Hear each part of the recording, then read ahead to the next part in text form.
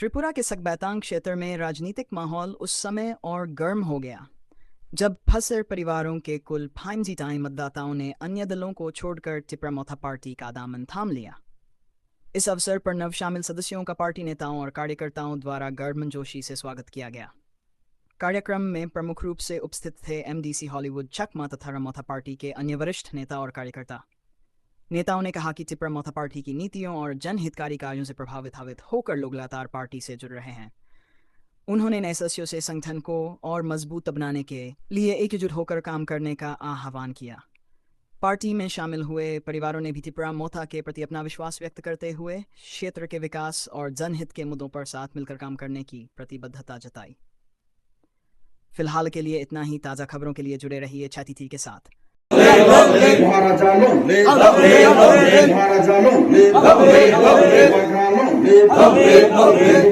ধন্যবাদ মিডিয়া বন্ধুদেরকে।